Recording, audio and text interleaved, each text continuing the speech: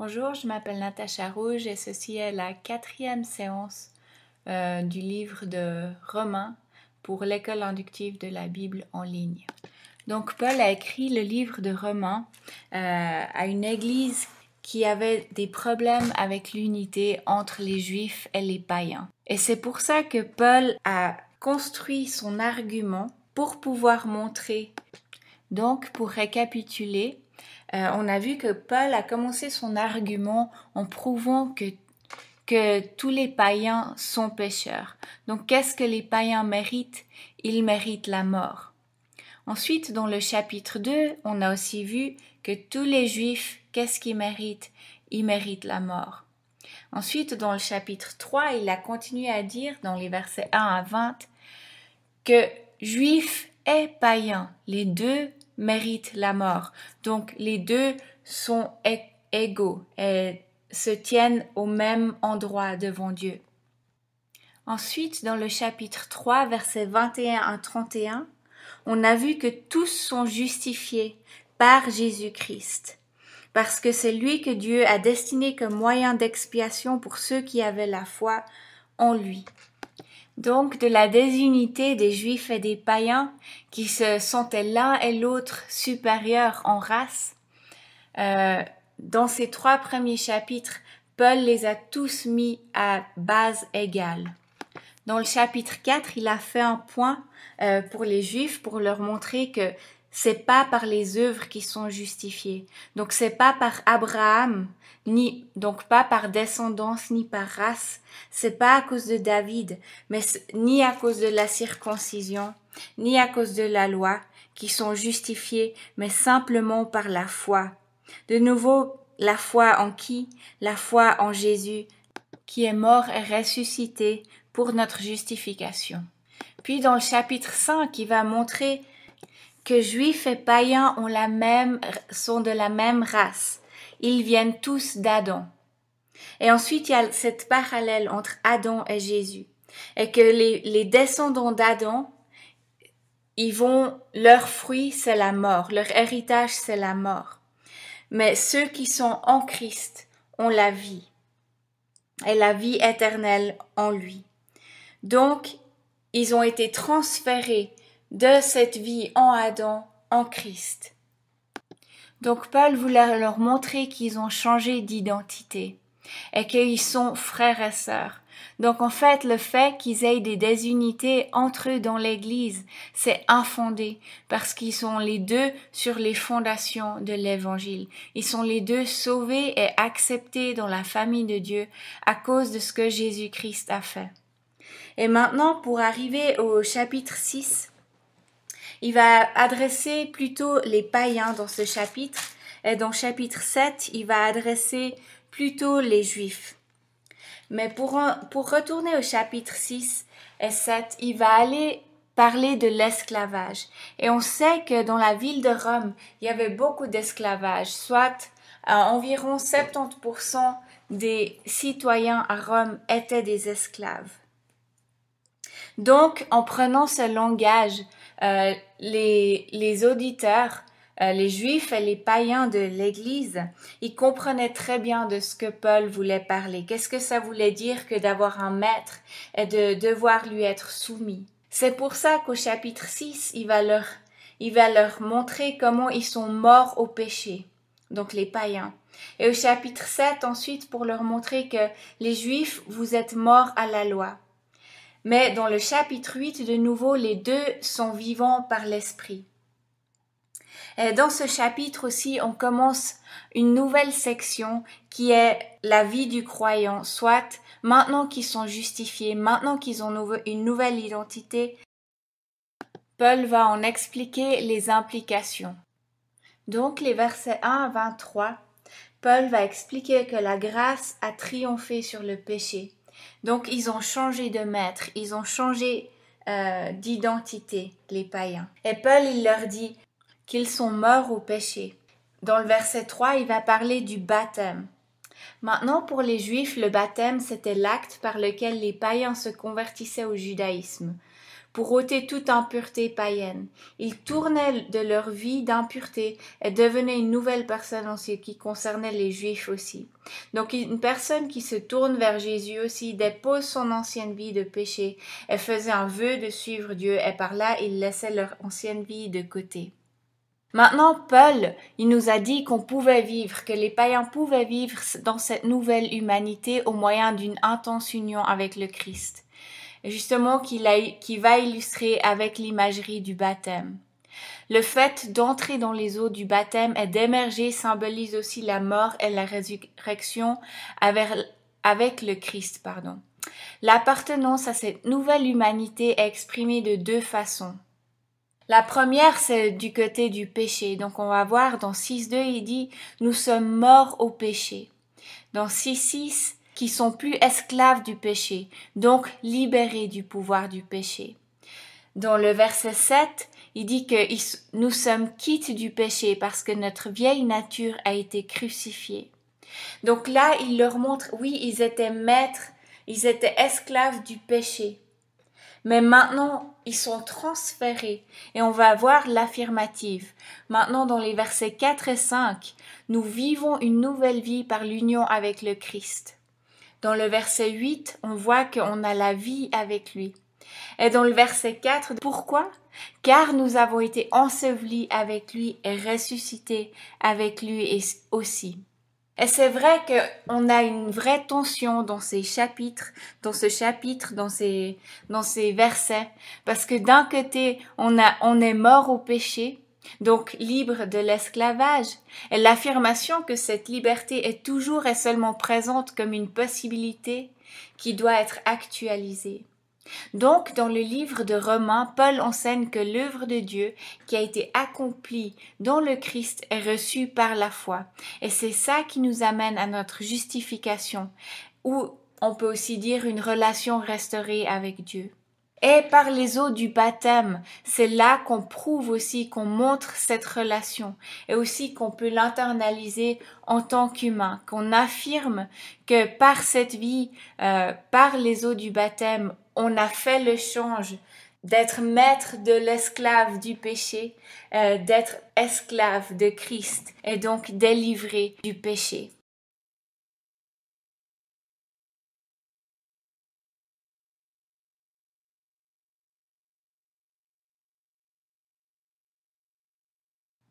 Donc la conclusion du problème de la mort, c'est dans le verset 11, où il dit « Ainsi vous-même considérez-vous comme morts au péché et comme vivants pour Dieu en Christ Jésus. » Donc on vit par lui, avec lui. D'ailleurs, quand vous faites vos verticaux, c'est une observation que vous pouvez faire. Observez les répétitions en lui ou avec lui. Parce qu'on peut voir dans ce passage, c'est avec lui et en lui qu'on peut vivre pour lui. Et maintenant, dans les versets 12 à 14, on est confronté de nouveau à l'âge de tension.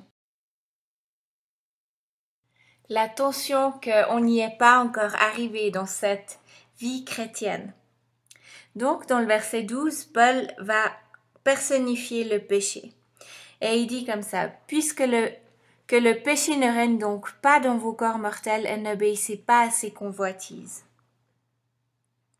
Donc, il nous montre qu'on est comme dans une réelle guerre avec le mal. C'est une tension entre ce que Dieu a fait et la responsabilité des hommes à obéir. Donc, offrons nos membres comme une arme pour la justice. Nous sommes tentés, mais c'est la responsabilité de chaque individu d'obéir ou pas. Mais Paul, il leur donne une promesse. Il leur dit dans le verset 14 que le péché ne dominera pas sur vous, car vous n'êtes pas sous la loi, mais sous la grâce. Donc, si on regarde de nouveau, si on est dans une guerre, le royaume de Dieu a gagné. On peut se reposer sur l'acte fini de Jésus-Christ. Ensuite, dans les versets 15 à 23, il va reprendre cette image de l'esclave. Donc, en fait, il montre qu'il y a deux royaumes. Le royaume de Dieu et le royaume du péché. Et il va poser de nouveau une question rhétorique comme au verset 1. Il va dire quoi donc? Pécherions-nous parce que nous ne sommes pas sous la loi, mais sous la grâce? Certes non. Donc en fait, là, Paul, il laisse pas d'excuses, il laisse pas de discussion. Est-ce qu'on accepte le péché ou non? Il y a une différence entre le péché qui habite dans le croyant et le croyant qui vit dans le péché. Le péché en nous est en nous, oui, parce que nous sommes d'Adam. Nous sommes des êtres humains. Comme on a dit avant, ça ne nous donne pas d'excuses pour continuer à vivre dans le péché. Donc ils ont changé de camp. Maintenant, ils sont esclaves du Christ. Donc il leur pose cette question. Vous êtes l'esclave de qui? De celui dont vous obéissez. Dans le verset 16, ce verset n'implique pas qu'en tant que chrétien, on peut perdre le salut, mais que le péché nous mène dans cette direction, loin d'une vie remplie de Christ. Et c'est de ça qu'il parle dans les versets 20 à 23. Qu'avant, quand ils étaient sous l'emprise du péché, leur maître, c'était le péché. Et le salaire du péché, c'est la mort. L'autre maître, Dieu, paye en grâce imméritée qui résulte dans la vie éternelle. Donc on voit que les effets du péché, ils sont moraux spirituels et que ça finit par la mort et l'enfer. Tandis que quand on est avec Christ, quand on est dans le royaume de Dieu, le bénéfice ou les fruits, c'est d'être directement avec lui et dans la vie aussi éternelle. Et le résultat, c'est une vie transformée. Et encore une fois, le verset 23 va résumer le chapitre tout entier. Paul, il a dépeint, c'est noir ou blanc. C'est le choix entre le péché et la mort, la grâce gratuite par Christ et la vie éternelle. Et ce mot don, en grec de nouveau, ça veut dire charisma, et ça dérive d'une racine qui se traduit par grâce, charis, qui veut dire que c'est une faveur qu'on reçoit et qui n'est pas méritée. Donc là encore, les païens, ils sont justifiés par la grâce, ils appartiennent par la grâce. Et maintenant qu'ils sont dans cette nouvelle identité, ils sont aussi appelés à vivre une vie de sanctification. Donc, qu'est-ce que ce chapitre veut dire pour nous? On a vu dans Romains 4 et 14 que Dieu il nous a donné la victoire sur le péché. On a aussi parlé qu'il y a une différence entre le péché qui habite dans le croyant et un croyant qui vit dans le péché. Et ce serait bien si on pouvait passer juste un moment pour refléter. Est-ce qu'il y a quelque chose dans nos vies que Dieu il nous demande de changer? Quelque chose qui n'est pas à sa gloire. Parce que nous appartenons à Christ. Il nous a rachetés, on fait partie, on est esclaves de Christ. Et notre destination est le ciel. Et souvenez-vous, comme il a dit au début, on est appelé saint. C'est notre identité maintenant. Au chapitre 7, cette fois, il va s'adresser aux Juifs et il va leur montrer comment la grâce a triomphé sur la loi. Si on se souvient, l'Église à Rome, les Juifs, ils mettaient l'accent sur la loi mosaïque et ils élevaient la loi des fois au-dessus de Christ. Peut-être qu'ils avaient aussi une incompréhension de comment est-ce que l'évangile s'appliquait à eux en tant que Juifs. Peut-être qu'ils avaient aussi une incompréhension sur la relation entre l'Ancien et le Nouveau Testament.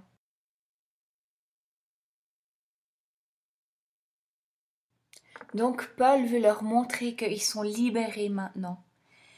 Et il commence dans le verset 1, il les appelle frères. Ignorez-vous, frères, que je parle à des gens qui connaissent la loi. Et déjà là, simplement, on voit comme Paul il s'identifie à eux. Donc on va voir dans les versets 1 à 6 que la loi, elle ne peut pas donner la victoire. Mais au contraire, la loi, elle va amplifier le péché. Mais ceux qui sont morts avec Christ sont libérés du péché et de la loi. Et c'est là que Paul va commencer avec cette illustration de la femme mariée et de la loi, que si le mari meurt, cette femme, elle est libérée de la loi. Ensuite, dans le verset 4, il va continuer et il dit « De même, mes frères, vous aussi êtes morts à l'égard de la loi par le corps de Christ pour appartenir à un autre. » Et de nouveau, on a cette image de changement d'identité. Il leur explique qu'avant d'être morts à la loi, ils devaient tout à la loi. Et la loi les appelait à lui être soumises. Et ils devaient se soumettre à cette loi pour obtenir la vie. Puis dans le verset 6, il va dire « Mais maintenant nous sommes dégagés de la loi, car nous sommes morts à ce qui nous tenait captifs, de sorte que nous servons plus sous le régime ancien de la lettre. » Et ensuite, il va poser cette question « Que dirons-nous donc? La loi est-elle péché? Certes non. Au contraire, elle va l'amplifier. » Donc on voit que la loi amplifie le péché. Donc ce que Paul veut dire par là, c'est que le péché est connu au travers de la loi. Par exemple, on peut s'imaginer quand on voit un beau gazon tout vert et qu'on voit un panneau défense de marcher, quelle est notre première envie? C'est de pouvoir marcher dessus. Alors qu'avant, j'avais aucune envie de le faire, mais puisque c'est écrit que j'ai pas le droit de le faire, j'ai envie de le faire. Une autre illustration qui va montrer que la loi révèle ce qu'il y a à l'intérieur, est-ce que vous avez déjà fait des nose patch, des patchs pour enlever les points noirs du nez? Quand on se regarde dans le miroir, on voit pas forcément, on dirait qu'on a la peau assez lisse. Mais quand on met ces patchs pour le nez, on les colle dessus et ensuite quand on enlève, on voit sur le patch qu'il y a plein de petits trucs pas très beaux. Bon, les points noirs, ils sont sortis du nez. Et ça nous montre, c'est un peu comme la loi. Avant qu'il y ait la loi, on se rendait pas compte de combien à quel point on était pécheurs. Mais la loi a révélé ça en nous. Et c'est ça que Paul explique dans ses versets 7 à 13. Ok, alors le fait que la loi produise le péché et la mort fait qu'on se pose des questions. Et ce passage a expliqué que la loi en elle-même, elle est bonne et que la faute vient du péché. Et au verset 12, il va répéter la loi est sainte, juste et bonne. Et dans le verset 13, il va continuer et il repose une question. Ce qui est bon est-il donc devenu mort pour moi? Certes non, mais le péché, afin de se manifester en tant que péché, a produit en moi la mort, par ce qui est bon, afin que par le commandement le péché apparaisse démesurément péché. Les prochains versets de 14 à 25 sont remplis aussi d'émotions. On arrive à voir comme un combat intérieur.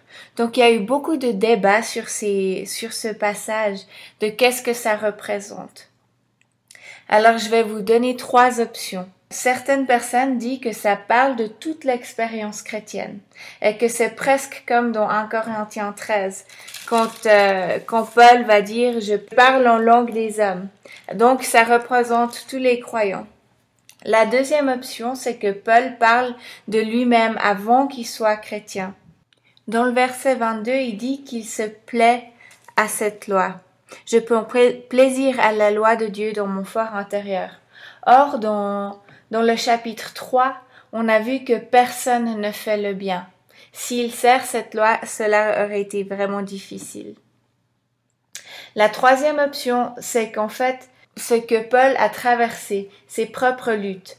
Et on peut voir l'agonie de Paul lorsqu'il analyse sa propre âme et sa lutte avec le péché. Charles Spurgeon, un prédicateur d'Angleterre, a dit « Je suis ravi de constater que le péché vous afflige et que vous détestiez cela. Plus on a de la haine contre le péché, mieux c'est. Une âme qui hait le péché est une âme qui hait Dieu. Si le péché ne vous afflige pas, alors Dieu ne vous a jamais pardonné. » Et quand on lit ce passage, on peut vraiment voir quelle est notre position face au péché. Comment est-ce qu'on se sent par rapport à nos luttes de tous les jours?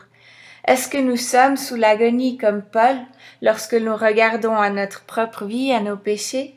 Est-ce qu'on arrive à finir et dire comme Paul dans le verset 24 « Malheureux que je suis, qui me délivrera de ce corps de mort? Grâce soit rendue à Dieu par Jésus-Christ notre Seigneur. Ainsi donc, par mon intelligence, je suis esclave de la loi de Dieu, tandis que par ma chair, je suis esclave de la loi du péché. Donc de nouveau, on voit il y a deux lois, la loi de Dieu et la loi du péché.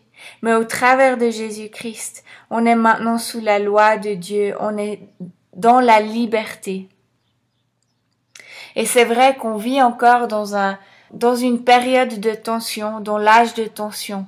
Mais comme il a dit au chapitre 6, il nous a promis que le péché ne dominera pas sur vous, car vous n'êtes pas sous la loi, mais sous la grâce. Donc, ce que j'aime beaucoup dans ces versets, dans ces chapitres aussi, c'est chaque fois que Paul montre un problème, il va pointer les gens en direction du Christ, car il sait que Christ, c'est le seul qui va pouvoir les délivrer. Et là, il va donner un repos pour les païens et pour les juifs, qui les deux ont des luttes différentes, mais il va dire aux deux, Dieu est plus fort que vos luttes. Et si vous regardez à Jésus, si vous regardez à lui, il va vous aider à les vaincre. Et la même chose pour nous, ce qui est très encourageant. Qu'est-ce qu'on peut apprendre aussi de ces chapitres?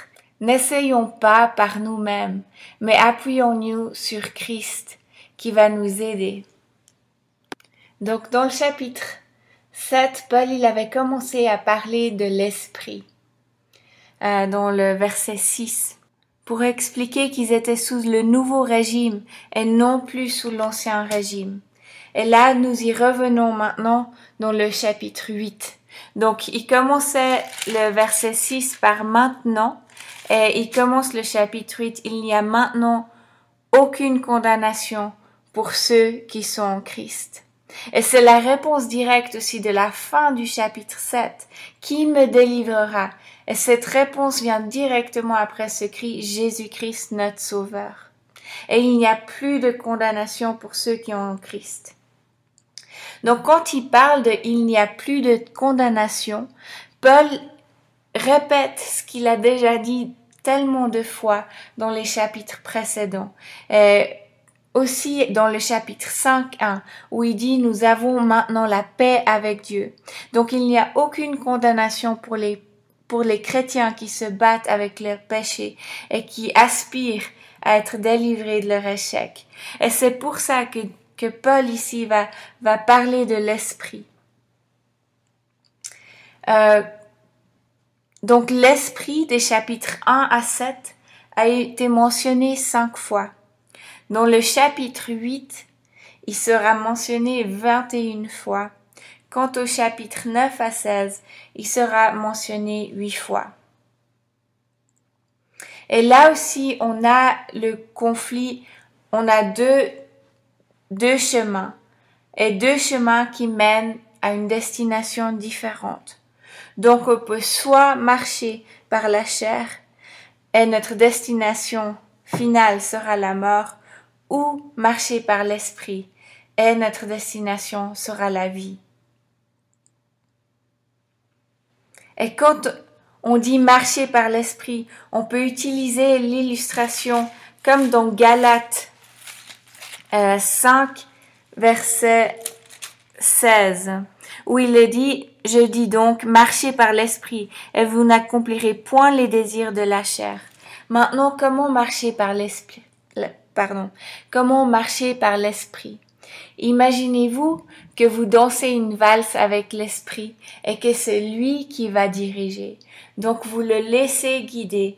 L'esprit fait un pas, vous le suivez, vous faites un pas. Il fait un pas, vous faites un pas. Et c'est pas vous guider, mais c'est l'esprit qui va vous guider et qui va nous aider à marcher selon sa volonté. Et ensuite, dans les versets 5 à 8, il va montrer que c'est ceux qui ont les tendances de la chair, qui marchent par la chair, et ceux qui ont les tendances de l'esprit vont marcher par l'esprit.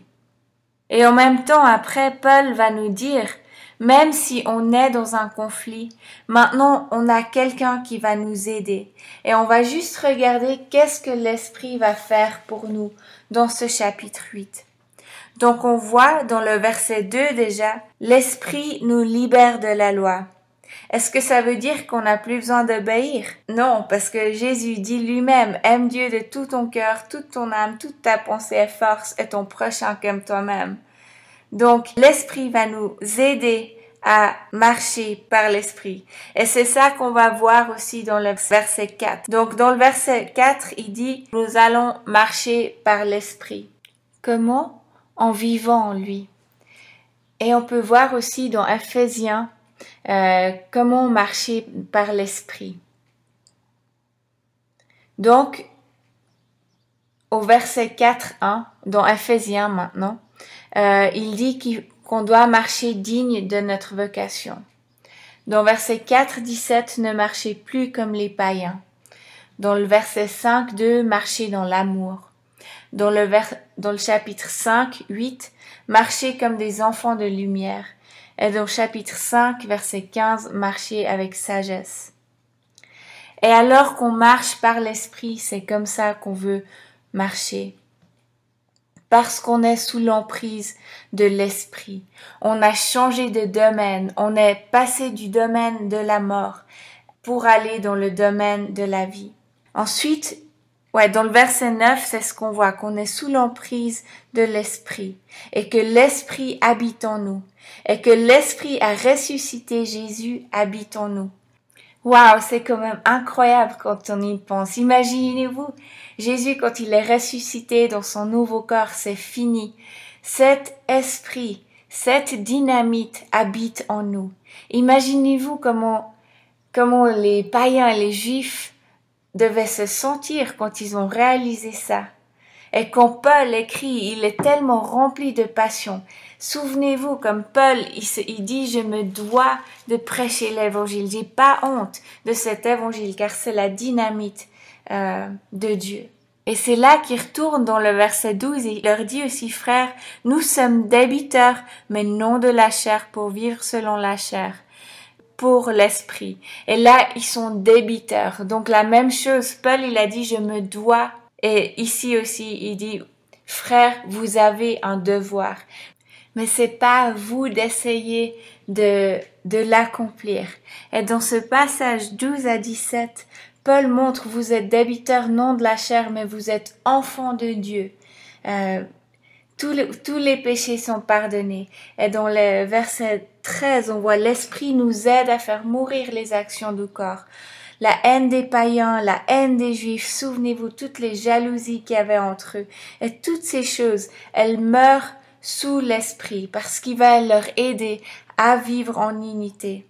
Et cet esprit dans le verset 15, c'est lui qui met en nous un esprit d'adoption par lequel nous crions « Abba Père » et qu'on a été transférés en étant des enfants ou des descendants d'Adam, maintenant à être des héritiers de Christ, co-héritiers de Christ.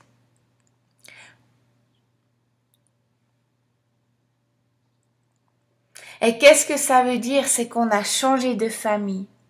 Un exemple avec ça, quand j'avais 9 ans, j'ai été adoptée par mon beau-père. Donc avant mon adoption, je m'appelais Natacha Morer. Devant le tribunal, les lettres, toutes les choses qui concernent les papiers et tout, je m'appelais Natacha Morer. Mais le jour où Gérald m'a adoptée, j'ai été devant le tribunal et le tribunal a fait de façon officielle que mon nom était changé. Et j'ai pas seulement changé de nom, mais j'ai été transférée dans une nouvelle famille. Donc, Gérald est devenu mon papa. J'ai changé de nom, de famille, mais j'ai aussi gagné une nouvelle famille. Donc, tous les cousins, cousines et tous les frères et sœurs du côté de mon papa qui m'a adoptée, maintenant c'était ma famille. Donc j'ai gagné une nouvelle famille. Et c'est la même chose pour ces juifs et ces païens. Tous ceux qui sont chrétiens, qui ont reçu cet esprit d'adoption, on gagne non seulement une nouvelle famille, un nouveau père et un nouvel héritage, mais aussi on gagne une nouvelle famille. Et c'est ça que Paul il voulait aussi que les païens et les juifs dans cette église à Rome puissent comprendre qu'ils font maintenant partie de cette famille. Ils font tous partie de la famille de Dieu.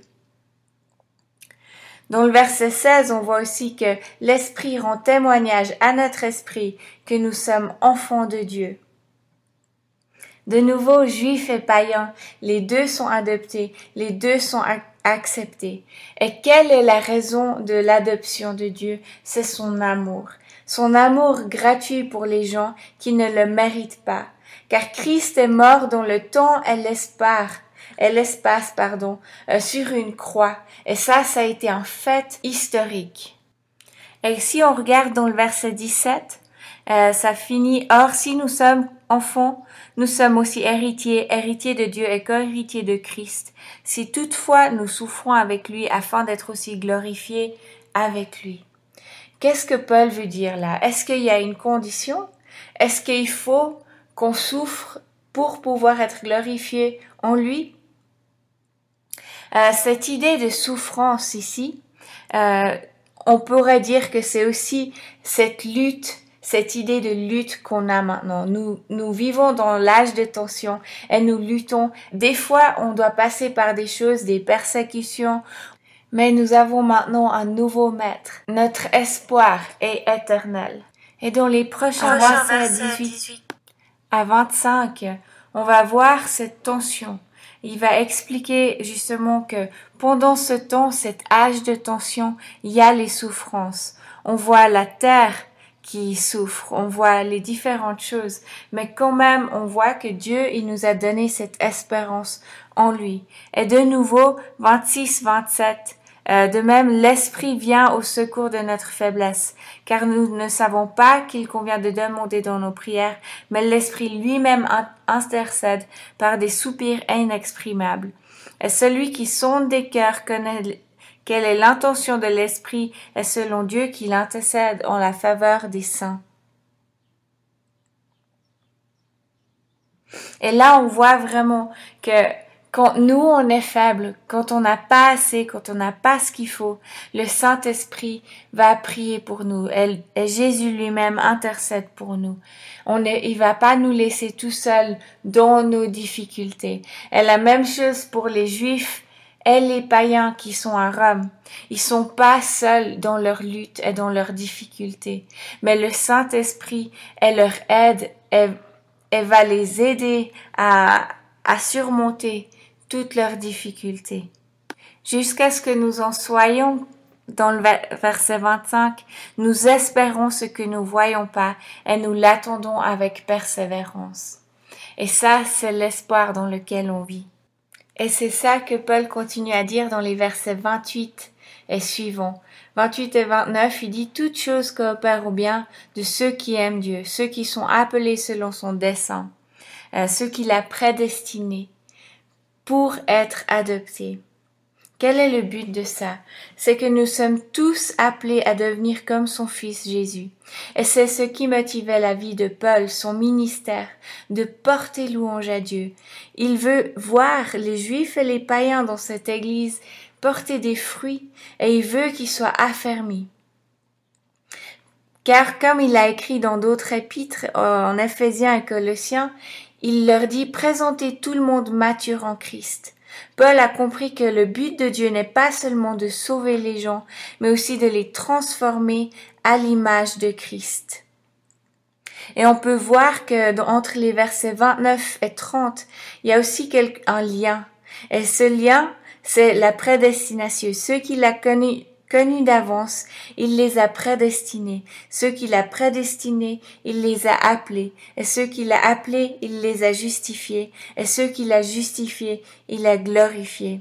Et il s'agit d'un lien qu'on ne peut pas séparer. Et on verra plus dans les chapitres 9, 10 et 11 sur la prédestination. Mais gardez à l'esprit, c'est quand on est maintenant à la fin du chapitre 8, la première, on peut vraiment voir que dans toutes ces choses, nous sommes vainqueurs par celui qui nous a aimés. Et j'aime tellement la fin, c'est un de mes passages préférés de toute la Bible, car je suis persuadée que ni la mort, ni la vie, ni les anges, ni les dominations, ni le présent, ni l'avenir, ni les puissances, ni les êtres d'en haut, ni ceux d'en bas, ni aucune créature ne pourra nous séparer de l'amour de Dieu en Christ Jésus, notre Seigneur. Waouh, c'est quand même incroyable. Maintenant, imaginez-vous l'impact si cette église à Rome comprenait cette vérité. Comment ils pourraient vivre ensemble? Et est-ce que nous aussi, est-ce que nous comprenons que rien ne peut nous séparer de l'amour de Christ? Seigneur Jésus, je te prie vraiment que tu nous aides à comprendre cette vérité, que tu nous aides à comprendre que tu nous aimes inconditionnellement, que rien ne peut nous séparer de ton amour. Aide-nous, Seigneur, au nom de Jésus. Et on a vu dans ces passages, les chapitres précédents, que Paul a vraiment construit son argument pour l'unité. On a vu du chapitre 1 à 3:20 que tous sont sous l'emprise du péché. Les juifs et les païens à la même. Ensuite, des chapitres 3, 21 à 5, tous sont sauvés par la foi. Donc, tous sont justifiés en Christ. Ensuite, les chapitres 6 à 8, on a vu que tous sont morts